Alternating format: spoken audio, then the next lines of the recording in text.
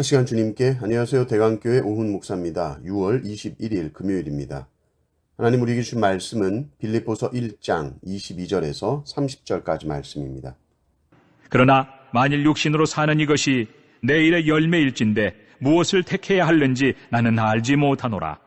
내가 그 둘 사이에 끼었으니 차라리 세상을 떠나서 그리스도와 함께 있는 것이 훨씬 더 좋은 일이라. 그렇게 하고 싶으나 내가 육신으로 있는 것이 너희를 위하여 더 유익하리라. 내가 살 것과 너희 믿음의 진보와 기쁨을 위하여 너희 무리와 함께 거할 이것을 확실히 아노니 내가 다시 너희와 같이 있으므로 그리스도 예수 안에서 너희 자랑이 나로 말미암아 풍성하게 하려 함이라. 오직 너희는 그리스도의 복음에 합당하게 생활하라.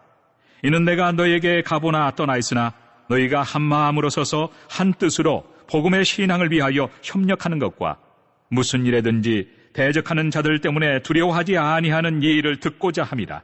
이것이 그들에게는 멸망의 증거요 너희에게는 구원의 증거니 이는 하나님께로부터 난 것이라. 그리스도를 위하여 너희에게 은혜를 주신 것은 다만 그를 믿을 뿐 아니라 또한 그를 위하여 고난도 받게 하려 하심이라. 너희에게도 그와 같은 싸움이 있으니 너희가 내 안에서 본 바요 이제도 내 안에서 듣는 바니라. 아멘. 사도 바울은 누구보다 생과 사의 길목에 많이 섰던 사람입니다. 복음을 전하다 돌에 맞아 죽은 줄 알고 영문 밖에 버려지기도 했고, 배가 부서져 익사할 뻔도 했고, 강도들을 만나 죽을 뻔했고, 굶주림으로 인간이 생각할 수 있는 많은 종류의 죽음의 문턱까지 갔다 온 사람입니다. 바울은 사실 이 생과 사의 길목에서 죽음을 택하고 싶었습니다. 이것은 삶이 힘들어서 포기하려는 것이 아니라 성도에게 죽음이라는 것은 영원한 천국으로 가는 관문이기 때문입니다. 사모하는 주님을 만나는 길이기 때문이죠. 23절, 24절을 보십시오. 내가 그 둘 사이에 끼었으니 차라리 세상을 떠나서 그리스도와 함께 있는 것이 훨씬 더 좋은 일이라. 그렇게 하고 싶으나 내가 육신으로 있는 것이 너희를 위하여 더 유익하리라. 사도 바울의 마음에는 빌립보 교회 성도들이 눈에 밟혔던 것이죠. 바울의 삶은 성도들을 위한 삶이었습니다. 자신의 삶만을 위한다면 이 땅에 있을 이유가 없었습니다. 당장이라도 주님과 함께 있는 천국에 있고 싶었죠.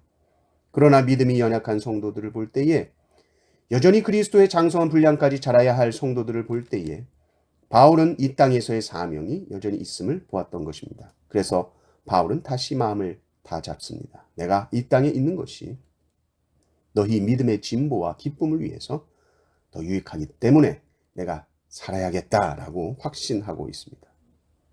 이것이 삶의 이유죠.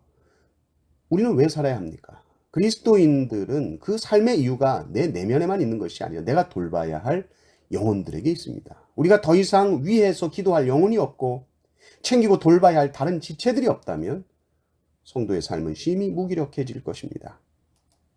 그러니까 성도에게 있어서 오래 산다, 그것 자체가 의미 있는 것이 아닙니다. 어떻게 사느냐가 중요하고 사명을 붙들고 사느냐, 이것이 중요합니다. 그것은 한마디로 복음에 합당한 삶이죠. 27절을 보십시오. 오직 너희는 그리스도의 복음에 합당하게 생활하라. 합당하다는 것은 일치라는 말입니다. 들은 바 복음과 너희의 사는 바 삶이 일치하는 삶을 살아라. 너희가 받은 은혜가 있지? 그 받은 은혜대로 그것에 합당하게, 그것과 일치하게 살아라. 너희가 받은 사랑, 용납, 용서, 죄사함, 복음을 듣고 깨달아 알게 된 그 진리대로 너의 삶이 움직여가야 된다. 그래서 본문 말씀을 보면 복음에 합당하게 생활하라고 하고는 무슨 말씀이 나오는가 봤더니 27절에는 하나됨의 이야기를 합니다. 복음에 합당한 삶은 하나됨이라는 거죠. 28절을 보면 이 세상 권세자들에 대해서 두려워하지 않는 겁니다. 두려움 없음입니다. 인간의 죄성은 이 자기 중심성이기 때문에 기본적으로 하나됨보다는 자기 뜻을 주장하며 분열로 가기가 훨씬 쉽습니다. 가만히 있으면 자동적으로 분열로 가지, 자동적으로 하나됨으로 가지 않습니다. 고린도후서 또 갈라디아서를 보면 인간의 죄를 나열하면서 꼭 나오는 것이 당짓는 것입니다. 분열이거든요. 또 하나님을 의지하지 않는 인생은 항상 두려움 가운데 있습니다.